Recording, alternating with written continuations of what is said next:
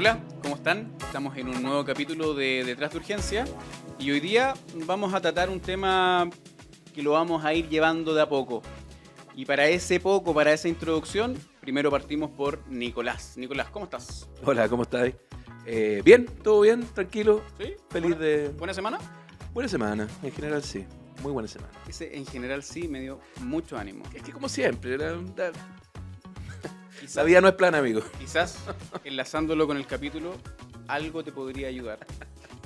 Sí, no sé, yo creo que algo me puede ayudar y voy a necesitar ayuda luego, pero no importa, está bien. ¿No? ¿Está bien? Estamos perfectos. El primer paso es siempre reconocer que uno necesita ayuda. Autodiagnosticar. Quizás ahora es el momento. Amigo, deseo el placer. Bien, pues, hoy día vamos a estar con dos psiquiatras que son además miembros de una raza extraña, que son psiquiatras que hacen urgencia. Eh, no todos los psiquiatras hacen urgencia y vamos a tratar de conversar un poco sobre eso, de cómo estas dos especialidades, que es urgencia y psiquiatría, nos topamos y cómo nos podemos ayudar y cómo trabajamos en equipo. Tenemos la suerte de tener a dos doctoras que son parte de nuestro equipo y que trabajamos ahí día a día con ellas. Nos reímos, nos acompañamos, así que la verdad es un placer tenerlas con nosotros. Tenemos a la doctora Parragués, a la doctora Magdalena Parragués y a la doctora Pamela Zúñiga. Así que muy bienvenidas y esperamos que se sientan cómodas y que podamos conversar de estos temas que a veces son un poquito incómodos. Si no se sienten cómodas, nos dicen nomás. Paramos, Perfecto. nos vamos, no sé. No, está Tomamos bien. nuestro tiempo. Estamos acostumbradas a las conversaciones incómodas, yo creo. O a generarlas incluso. Sí. Yo siento que esto va a generar un momento incómodo, pero en nosotros. No, pero en confianza, estamos en confianza, Sí. ¿cierto? Sí. No, y con ustedes las cosas suelen salir bien, así Sí. que estamos ok. Con toda la- Gracias por la invitación. Igual me siento como analizado en este momento, pero yo creo que el análisis lo tienen listo. Sí, es Nico más que todo, así que Vienen con una receta prehecha. Sí. Hoy día solo Claro. falta ponerle el timbre. Aquí quizás explicar un poco, porque cuando uno habla de salud mental, psiquiatría, como que muchas veces se usan como sinónimos. eh, Quizás para nuestros pacientes también y los familiares de nuestros pacientes, entender que este es un mundo bien amplio y que involucra un montón de cosas y que como todo en la medicina es un espectro de presentación. Entonces, cuando necesitamos que la urgencia y los psiquiatras nos juntemos, hay que entender también que estamos viendo como la punta del iceberg. O sea, son pacientes que llegan ahí porque están en situaciones de salud mental bastante críticas y descompensados. No todos, por supuesto, pero por cada uno de esos, probablemente hay cientos de pacientes más abajo, en el fondo, que están más controlados, que están con medicación, en el fondo, y que, claro, el equipo de psiquiatría también tiene que absorber y hacerse cargo y ayudar a todo ese resto de pacientes. Pero es difícil a veces para los pacientes incluso entender cómo nos organizamos como institución para poder atender a estos pacientes. Yo en la clínica privada que trabajaba anteriormente tampoco había psiquiatría de piso, pero no había psiquiatría de urgencia, no bajaban los psiquiatras a la urgencia. Entonces, creo que lo más frecuente es que no hayan psiquiatras en la urgencia. Es una especialidad, o sea, le gusta poner en falencia, pero es un área que está bien poco explorada y bien poco estructurada. No sé qué opinan al respecto. Sí, eso es real. Tanto en sistema público como privado hay poca oferta de psiquiatra de urgencia. Lo que deja a los pacientes perdidos. ¿Dónde consulto? ¿Qué pasa? ¿Que esto es algo que puedo consultar en una urgencia? ¿Me va a ver un psiquiatra? ¿Me va a ver un urgenciólogo? ¿Cómo resuelvo esto? Y son personas que además están en un momento complejo, están confundidos, están angustiados, la familia está angustiada. Entonces, son momentos en los que a ellos les cuesta tomar decisiones y más encima no existe tampoco la oferta. Entonces, sí, yo creo que es algo que está muy en falencia. Yo estoy convencido de que muchos de estos pacientes lo que necesitan es encontrarse con una contraparte que los escuche. ¿Ya? Y escuche y contenga. Y eso Mm. no necesita, o sea, a veces necesita coadyuvantes como benzodiazepina, algunos otros medicamentos. Pero muchas veces basta con sentarse, escuchar, acoger, contener. Y no sé, pues si llegó a 100, bajamos a 60. Y eso ya hace un cambio para todo el mundo, incluso para ustedes que vienen después. De O sea, todas vienen maneras. como... y eso no es... O sea, hay que entrenarse, hay que formarse, pero hay que tener las ganas también de hacerlo. Pero pasa también que se da hoy día, creo yo, la instancia que te permite hacer eso. Creo que en la clínica tenemos las condiciones más que suficientes para poder dar una atención de De calidad. calidad de una urgencia de salud mental. ¿Y creen ustedes que, que esto que aparece, bueno, en todos lados, de que ha ido aumentando la patología de salud mental,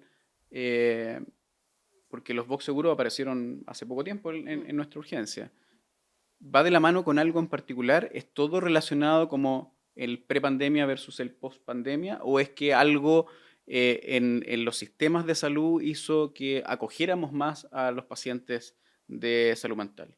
¿Qué es el cambio? Yo creo que es multifactorial en realidad. La pandemia claramente afectó y generó muchas más consultas, principalmente los adolescentes en ese grupo etario. Pero ¿Por el encierro? por el encierro, sí, pues que dejaron de tener su vida social. En esa edad principalmente ellos desarrollan su personalidad, entonces eso se vio completamente afectado porque lo hacen a través de los vínculos sociales que tienen, dejaron de ver a sus amigos, no se relacionaron con nadie más, el aislamiento. Pero también las redes sociales, eso también ha tenido una afección importante en la prevalencia de la depresión, también en los adolescentes. Así que sí hay un aumento considerable, que lo hemos visto también en nuestra urgencia con la cantidad de pacientes que llegan a consultar, pero no solamente por la pandemia, también han habido otros factores que están haciendo que eso aumente. Cuando tú eras adolescente, ¿había pandemia?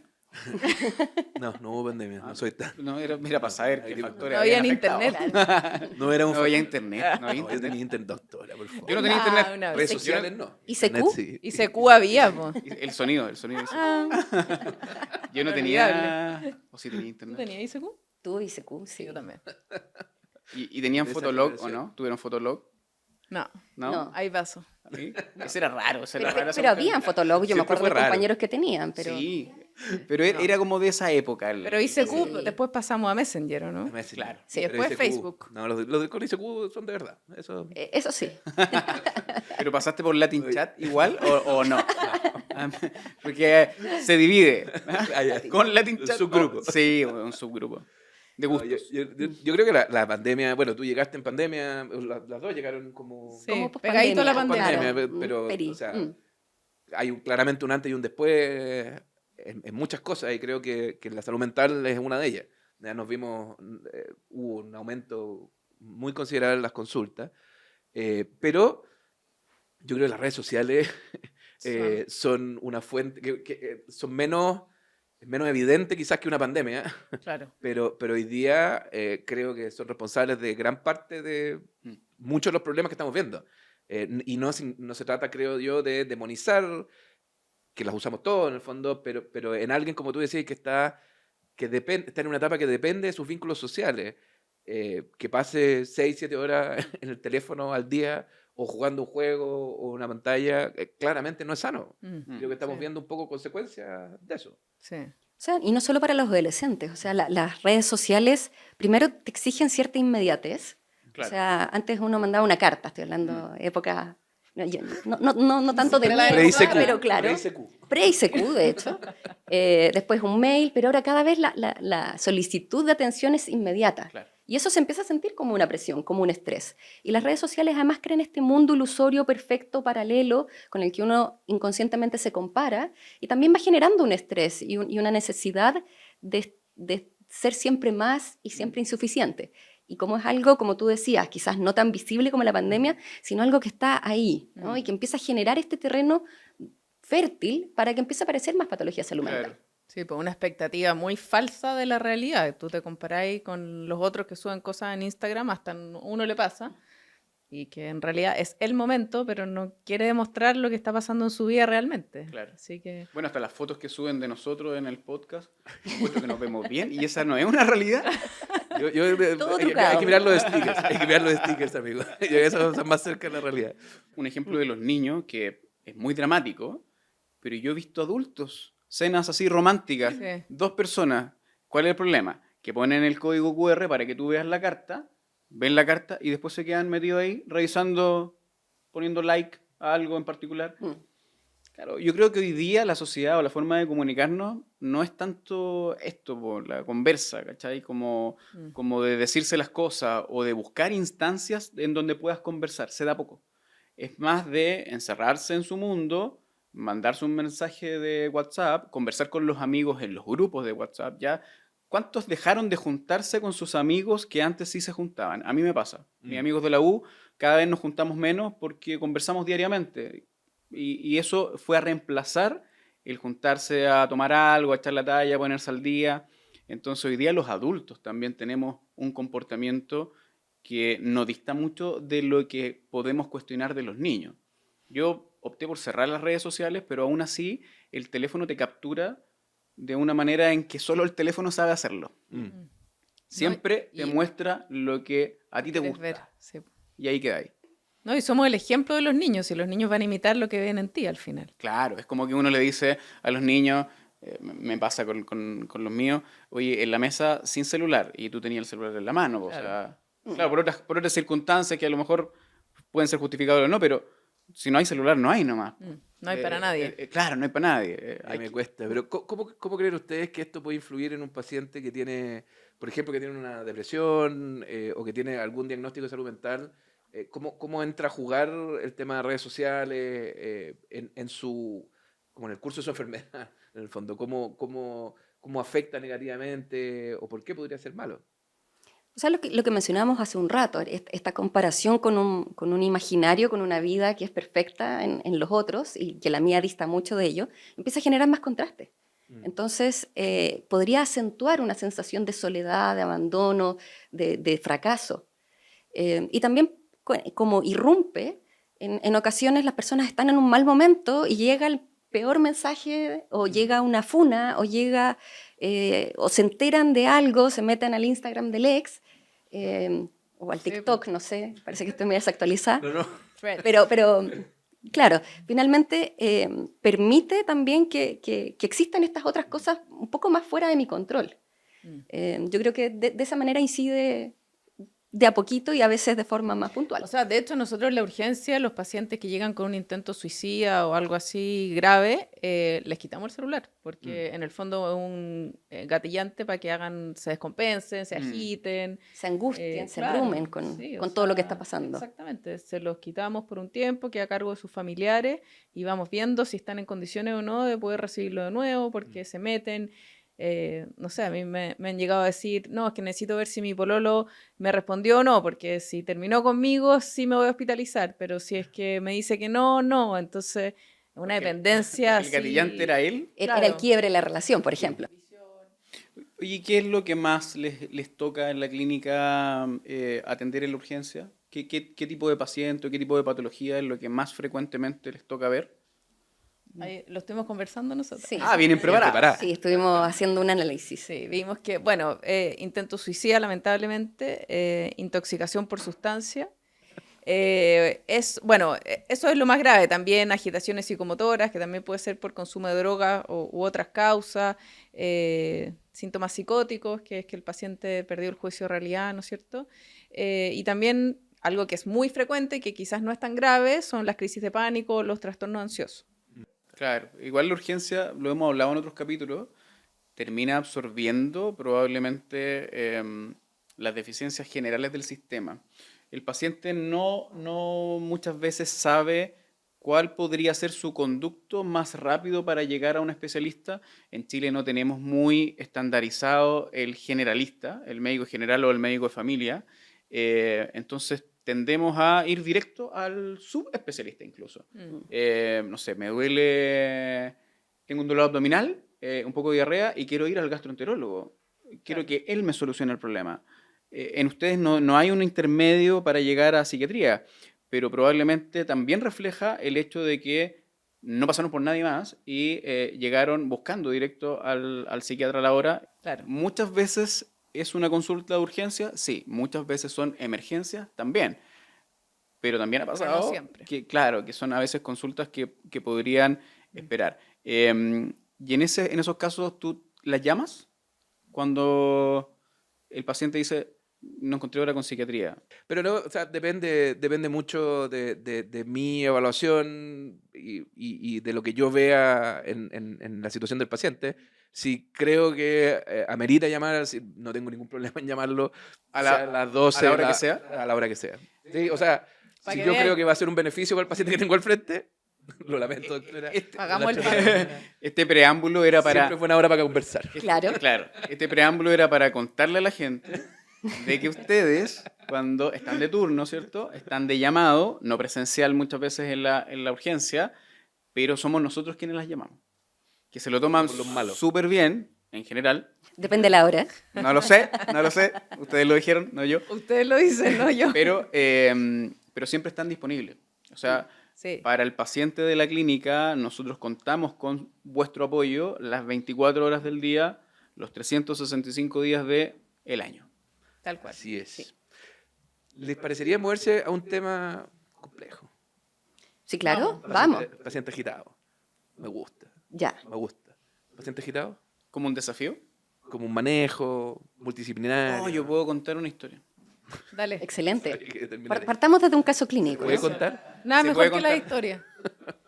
En un centro asistencial, X, una paciente, mujer, joven, pequeña, muy delgada, y que venía agitadísima, entrando por el pasillo. La cosa es que agredía al personal afuera, en el triage, los pacientes que estaban esperando también, garabatos, escupos, patadas, etc.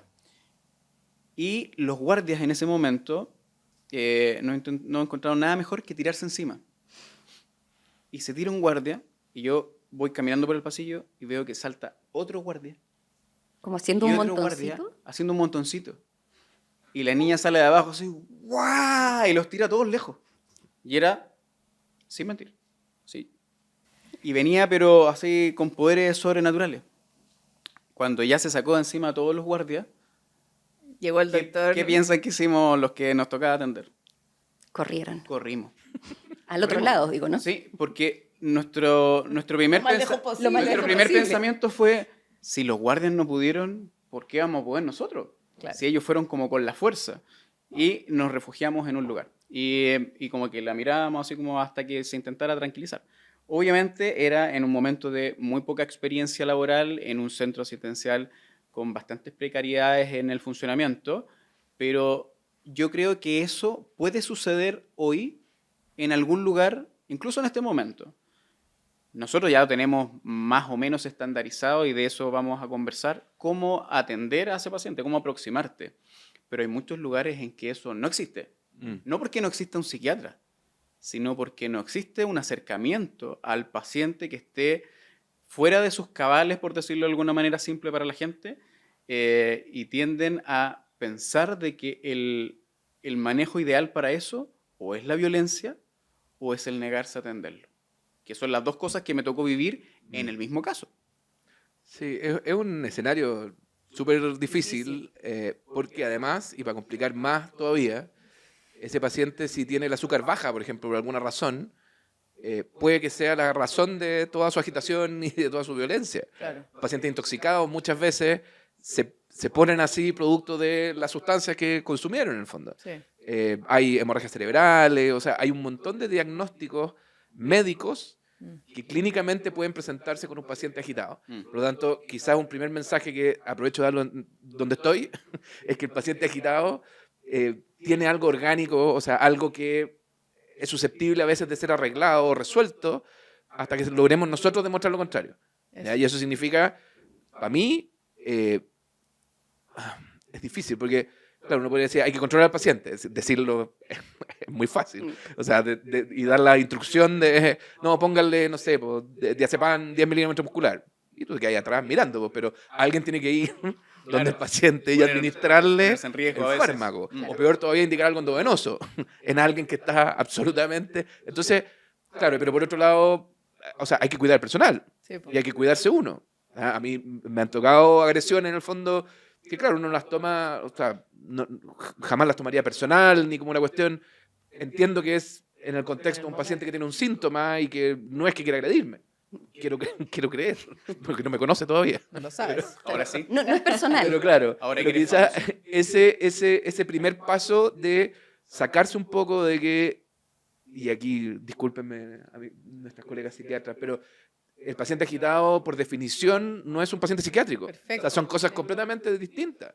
Te hicieron check. Sí, Así que bien. tu pedida de disculpas fue... O sea, es que siempre se asume que el paciente agitado es un paciente psiquiátrico y eso no es así. Primero, como dices tú, hay que descartar, como que a nosotros no nos gusta decir algo médico, porque la psiquiatría también es parte de la medicina, pero que no tenga alguna patología de otra índole, que no sea de psiquiatría, que no sea que abusó de alguna sustancia, sino que puede tener, como dices tú, no sé, una diabetes descompensada, un hipertiroidismo, un tumor cerebral, un ACV, un accidente Claro, tienen cerebrovascular. derecho a tener algo orgánico también. Exacto, sí, Por po. supuesto. Que quizás es menos probable, pero igual tenemos que considerarlo finalmente. Y muchas veces, o no sé si muchas veces, pero a mí me ha tocado ver un paciente, por ejemplo, esquizofrénico, que a todos les da un poco de susto atender en un primer approach, que ha tenido un infarto, por ejemplo, y que no se diagnostica en el momento adecuado porque no se tomó en cuenta que también puede tener algo más aparte de lo de psiquiatría. ¿Y cómo se maneja un paciente agitado? Al menos cómo deberíamos manejarlo en un servicio de urgencia. ¿En qué servicio de urgencia? En En clínica nuestro alemana. servicio de urgencia. Es que yo creo que es súper importante. Estábamos hablando recién del box seguro, ¿no? Es un espacio que es muy necesario. Lo primero que necesitamos es un ambiente libre de riesgos, tanto para la persona como para el personal que lo va a atender, libre de estímulos, o sea, que no tenga todas esas luces, ruidos, pitos, ¿no? Para que ayude también a calmar la situación. Lo ideal es poder acompañar al paciente hacia allá de forma voluntaria, ofrecerle que lo que quiero es ayudarlo, que quiero entender por qué está así y, por lo tanto, que vaya hacia ese lugar. Eso en un paciente en el que se puede conversar, ¿no? En todos los pacientes agitados uno puede llegar a ese punto, ¿no? Pero supongamos que estamos en ese caso.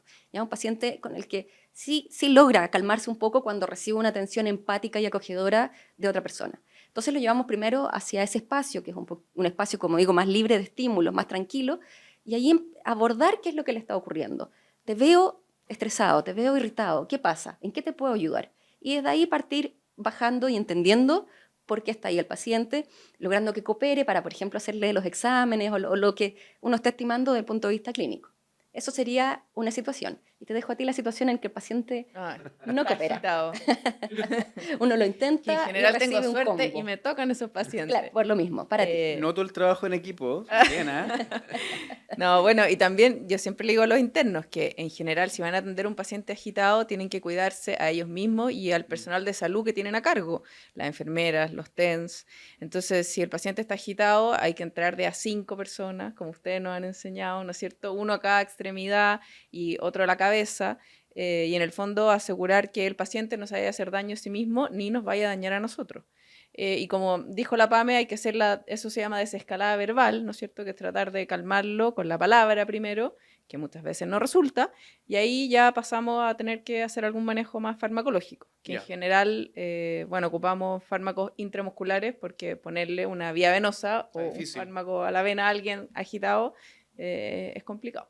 Pasa que sea la familia quien quiere internar al paciente porque lo ven descompensado por algo en particular y el paciente no lo quiere. Sí, eso ocurre. Ahora, eso no siempre significa de que vamos a cumplir los deseos de la familia o los del paciente.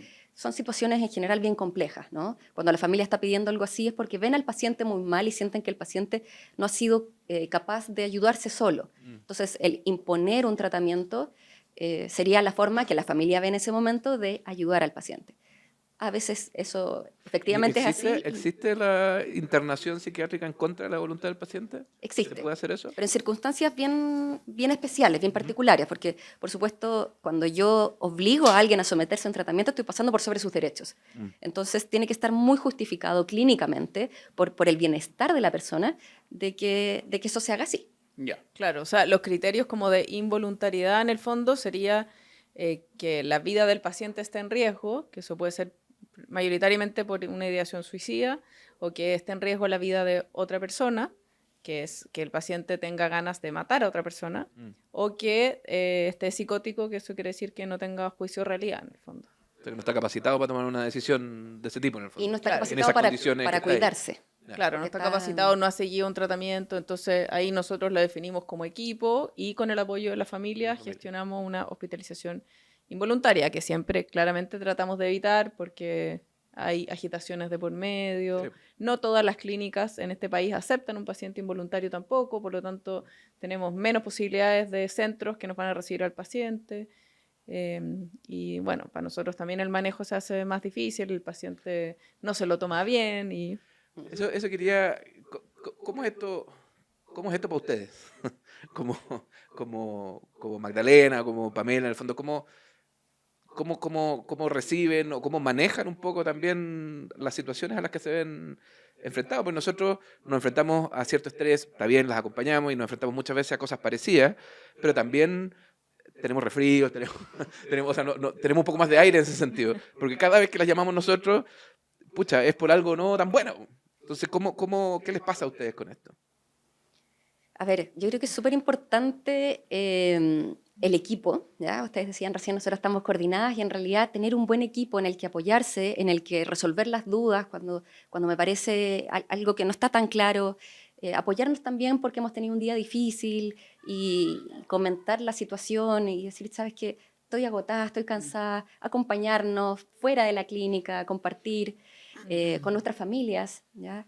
Para mí en particular el ejercicio es muy importante. Yo, si no hago ejercicio, mi salud mental desaparece, así que es necesario. Yo además estoy en un proceso de psicoterapia hace muchos años que me ayuda también a tener ese espacio de... Pero creo que el mensaje es que, al menos lo que yo he encontrado que me sirve es cuidar activamente de mi salud mental. No dejarla así como al momento en que tengo una crisis parar, sino que estar siempre haciendo cosas para mantener una salud mental estable, porque tengo que estarlo, ¿no? Como tú bien dices, los pacientes están en situaciones bien críticas y a veces uno lo recibe y eso carga harto.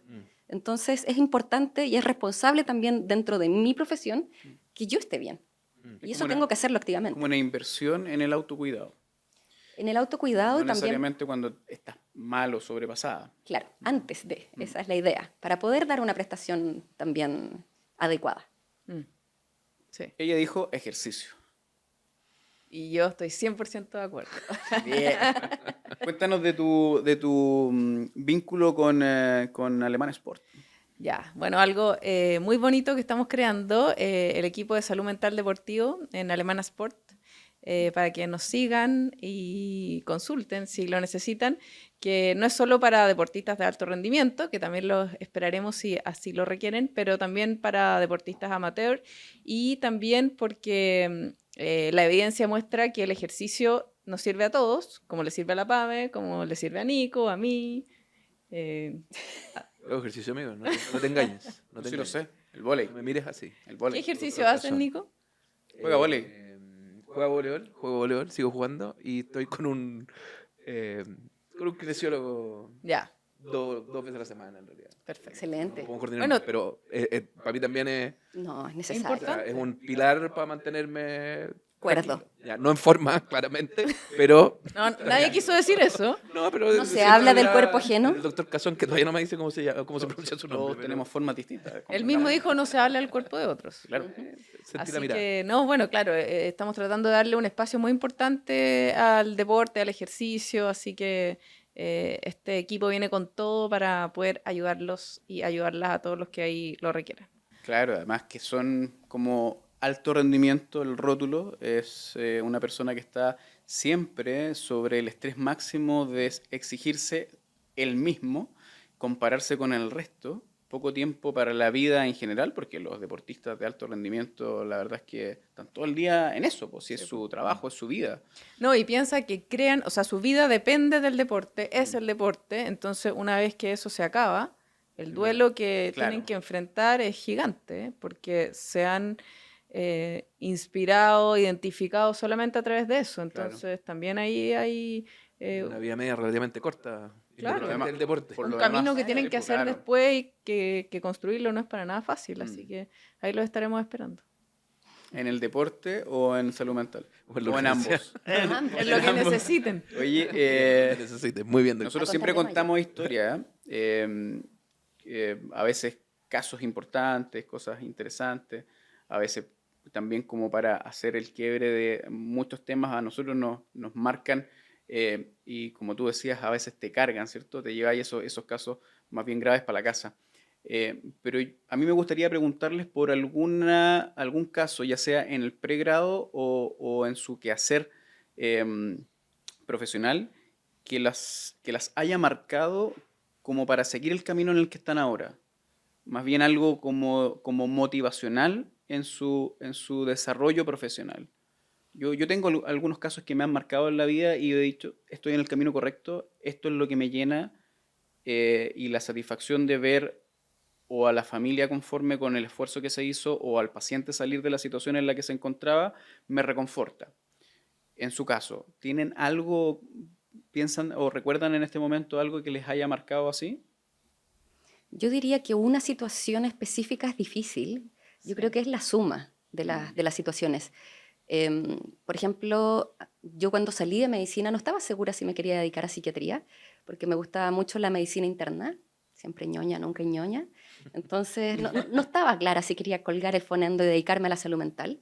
Y me fui de General de Zona, que somos médicos recién egresados, que nos vamos a comunas un poco más aisladas. Yo me fui a la Araucanía.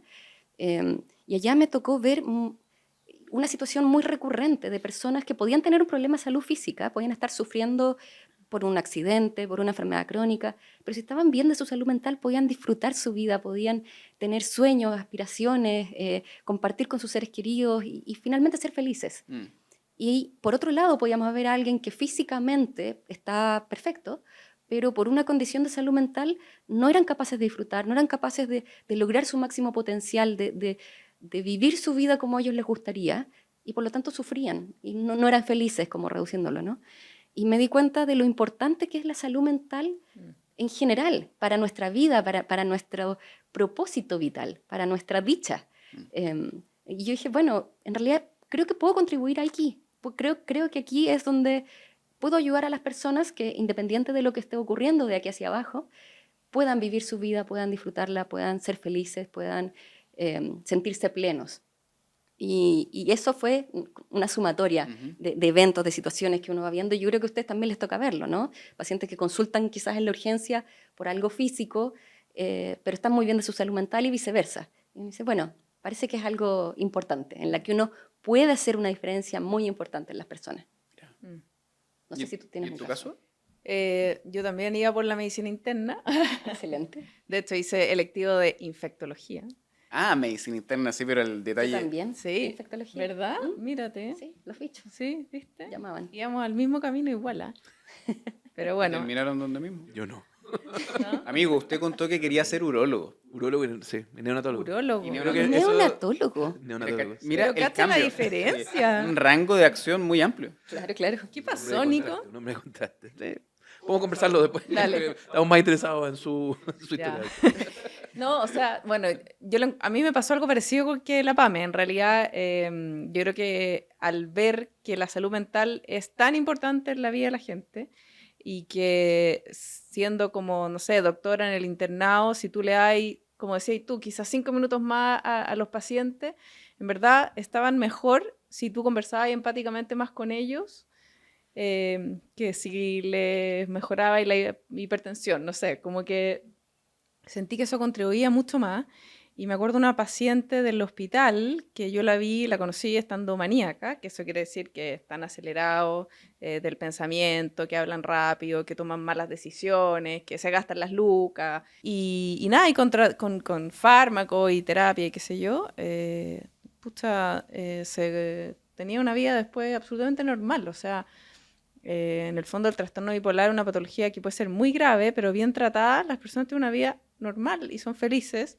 Y es increíble poder como aportar desde esa vereda. Bueno, después de esa paciente hicimos todo un trabajo porque se quería embarazar, le bajamos los fármacos, le sacamos el litio, logramos que se embarazara, tuvo un buen embarazo y hoy día tiene 2 hijos y nada, y una bonita historia, así que Qué bacán. sí. Interesante como quizás, porque tenemos muchas más cosas en común que diferencias, pero una diferencia que tenemos así muy marcada son los tiempos. Pues nosotros, las motivaciones son muy parecidas, pero claro, nosotros somos claramente más inmediatistas. O sea, necesitamos ver resultados porque esa historia que me estáis contando son años. Tal cual. Años. O sea, todavía tengo contacto con ella, Eso, imagínate. entonces, interesante Bueno, a cada personalidad hay una especialidad. Sí, claro. Eso se Uno dice. podría- Ahora, podría creer que igual hay psiquiatría- algunos que salen de la norma, pero Sí, pero uno podría creer que psiquiatría y medicina de urgencia están súper alejados y escuchándola en el fondo como que no estamos tan alejados. yo debo reconocer, Claro. nunca pensé en ser psiquiatra, pero yo debo reconocer que en mi pregrado, el ramo que más disfruté antes de elegir mi camino final fue psiquiatría. Lo encontraba muy interesante de leer Mm. porque me gusta mucho las áreas más sociales, me gusta mucho leer de otras cosas que no sean medicina. Entonces como que encajaba harto eso, como los cuestionamientos, me gusta la filosofía, entonces algo ahí había y me tocó pasar a mí en el Horvitz. Entonces la entrevista psiquiátrica era exquisita, Sí, po. era fenomenológica, o sea, muchas cosas que iban preguntando y el paciente iba enganchando y tú te ibas dando cuenta que se iba como transformando, sacando lo que realmente querías ver. Y era de verdad una maravilla de cómo esos psiquiatras ya muy avesados, con mucha experiencia, añosos también, pero que servían mucho para poder formarse. O sea, Sí. yo lejanamente puedo hacer algo similar a eso. Mm. Sin embargo, era aplaudible. Mm. Pero también te tocaba ver muchas condiciones de pacientes que estaban muy, Deplorables. muy dañados porque el abandono del paciente psiquiátrico es bien frecuente. Mm. Pacientes que a veces están muy normales y de repente hay un quiebre y su entorno no logra sostenerlo. Entonces, claro, eso como que me generaba un quiebre ahí en seguir por esa línea, pero encontraba muy interesante la psiquiatría, Mm. muy apasionante de estudiarla. Por eso a lo mejor el Nunca hay ñoña tiene que ver un poco con eso, porque la forma de estudiar los pacientes de ustedes es muy distinta a lo que hacemos nosotros en el día a día. Es más al detalle, más como de tiempo, ¿cierto? Nosotros somos más inmediatistas, pero se complementan, Mm. ¿o no? Podemos Sí, ser felices sí. igual. No, y nosotras también pedimos medicamento. exámenes. También, claro. Sí, sabemos pedir exámenes, neuroimágenes. Yo tengo un amigo que cuando vea este capítulo va a saber perfectamente. Él es psiquiatra y cuando tiene cualquier examen me llama. Él los pide, pero yo le cuento qué es lo que hay. Trabajamos en equipo, está bien. Importante conocer las Pero limitaciones nosotras del los producto. llamamos para los exámenes, no. No, está bien, está bien. Bien. Algo que contar, algo que se le haya quedado ahí en el tintero, alguna historia divertida, simpática, cultural. ¿Cómo se Eh, sintieron? Bien, ¿Bien? Bien, bien, sí. bien. ¿Sin nerviosismo? No sé, ¿usted alguna vez ha ido al psiquiatra? Abrimos una ventana que no queríamos abrir. Quería llegar a ese punto. Estábamos cerrando este capítulo en el momento de la La pregunta despedida. real es, ¿usted cree que yo debería? Tiene que nacer de uno la motivación, así que se la devuelvo. doctor. Pero Etapa precontemplativa. yo creo, Nico, más que el psiquiatra, la terapia nos hace bien a todos. De Sí, acuerdo. lo sé. Todos Créame. deberíamos Hay estar que en estar terapia. terapiado. Sí. Eso Además que está de dice moda. la generación actual. Sí, por supuesto. Te recomiendo a la doctora Zúñiga, que es mi terapeuta. Una de las, o sea, me ha tocado hacer un montón de clases y una de las cosas que en algún momento de mi vida me tuve que plantear, en el fondo, fue, yo trabajaba 228 en una etapa oscura de mi vida. Bien donde- oscura, yo creo. Yo alcancé a donde hacer- de verdad Dure. trabaja N, público, privado, hay un montón de cuestiones que me hicieron mucho, me Daño. hacían mucho ruido Daño. y sí, Dilo. me hicieron daño en cierto punto, en el fondo. Pero Empezó la terapia. sin terapia, logré salir de eso, tomé decisiones, perfecto. El punto es que después he hecho un montón de charlas como de well-being y de cómo cuidarse a los proveedores, en el fondo, cómo cuidarse uno. Y mi conclusión es que si bien o sea, no es necesario pagarle a alguien, para mí lo que me ha logrado mantener lo que hago en el fondo y disfrutarlo es tener a alguien que me escuche, es tener a alguien con quien conversar. Y que en mi caso es mi familia en el fondo, pero yo trato y hacemos un esfuerzo con mi esposa mutuamente de como no quedarse con las cosas, ¿cachai? Pero también las cosas de trabajo, o sea, más allá de nuestro matrimonio y relación, es como, porque es parte de la vida el trabajo. O sea, si a mí me pasa algo o a ella le pasa algo que te afecta de manera negativa, creo que es súper importante poder llegar a la casa y conversarlo. Y hablar, y aunque a veces te escuchen y te den un abrazo y ya está. Por lo tanto, creo que si uno no tiene eso, no tiene la suerte como yo de tenerlo, eh, creo que hay que buscarse a alguien que sea capaz de escucharte y que sea capaz de darte cariño, que es un poco lo que hemos conversado que hacemos nosotros con nuestros pacientes. Tenés que estar bien tú para poder hacerlo con alguien más. Yo creo que siempre es importante abrirse a esa posibilidad. Muchas veces, y probablemente las generaciones más antiguas que nosotros, tenían distancia de este acápite de la salud que tiene que ver con la estabilidad emocional, con la mente, como ustedes quieran llamarlo, pero porque era sinónimo de algo negativo. Y sabemos que no lo es, De debilidad. de debilidad sobre todo. De locura. Sí. También, pero como de un estigma, como que algo que te iba a acompañar siempre. Y no necesariamente siempre, a veces son etapas. Y esas etapas muchas veces tú no tienes la forma de salir o de darte cuenta porque estás dentro, ¿cierto? Estás en esa visión de túnel y alguien desde afuera sí te puede ayudar. Y hay que abrirse a esa posibilidad. Yo creo que la salud mental y la opción de consultar o con un psicólogo, o con un psiquiatra o terapia en general es algo que tiene que estar mucho más cercano de la vida diaria que de no estarlo. Más allá de lo que podamos nosotros hacer como arquitectura familiar o de autocuidado, siempre el especialista te va a ayudar más de lo que te puede ayudar quizás esa estructura o te va a complementar esa estructura. Chiquillas, yo quiero agradecerles que hayan venido a este podcast, el podcast de Nicolás, a nuestro late, que se hayan sentido cómodas. Tratamos de mantener la conversa fluida y tranquila sin que nos analizaran tanto, pero yo sé que nos van a entregar una receta ahora al finalizar, pero les agradezco su buena onda y el tiempo. Yo creo que la gente va a estar dichosa de haberlas escuchado. No, Muchas gracias. Gracias a ustedes. Sí, la invitación por darnos el espacio de poder hablar de este tema que es súper importante y estigmatizado a veces. Sí, nos vemos en enero. Febrero a estas Antes. alturas. Muchachos, a todos, que estén muy bien. Gracias. Que estén muy bien. Chao.